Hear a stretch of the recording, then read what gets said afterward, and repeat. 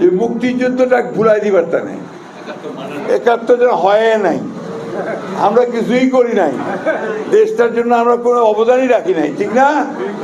এলাকায় ২৪ যারা করেছিল তারাই সব করেছে, এরকম একটা ধারণা দিচ্ছে না? You cannot forget 71। ওই ৭১-এ আমার হাজার হাজার ভাইকে শহীদ করা হয়েছে, অন্যায়ভাবে গুলি করে হত্যা করা হয়েছে। ওই ৭১-এ আমাদের লক্ষ লক্ষ মানুষ বাড়ি ঘর ছেড়ে পালিয়ে ভারতে গিয়ে আশ্রয় নিয়েছিল।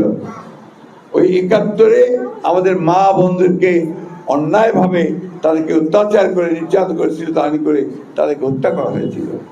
এই কথাগুলো তো আমরা ভুলতে পারি না। তো সেই দিনটাকে ভুলে দেওয়ার চেষ্টা করলে কি ভুলে দেওয়া যাবে ভাই? যাবে কে? আমার জন্মটাকে কি আমি ভুলতে পারি? ওইটা মাথার মধ্যে রাখেন। আজকে সুপরিকল্পিত হবে একটি চক্র, একটি মহল, যারা ১৯৭১ সালে পাকিস্তান হানাদার বাহিনীর সঙ্গে যোগ সাজেশ করে এই দেশের মুক্তিযোদ্ধাদের হত্যা করেছিল, তার পরিবারদের হত্যা করেছিল, তাদের মেয়েদেরকে তুলে দিয়েছিল খান বাহিনীর হাতে। তাদের সঙ্গে এই দেশের মানুষ আপোষ করতে পারে? এরা আজকে দেশটাকে গিলে খাওয়ার চেষ্টা করতেছে, গ্রাস করার চেষ্টা করতেছে। আমাদের ধর্মপ্রাণ মুসলমান ভাইদের ধর্মীয় অনুভূতিকে বিক্রি করে তারা ওই কাজগুলো করতে চাচ্ছে। আমরা সেটা হতে দিতে পারি না। আজকে আমাদের রুখে দাঁড়াতে হবে। আমাদেরকে আমাদের যে মুক্তিযুদ্ধের যে চেতনা, সেই চেতনাকে সামনে আনতে হবে।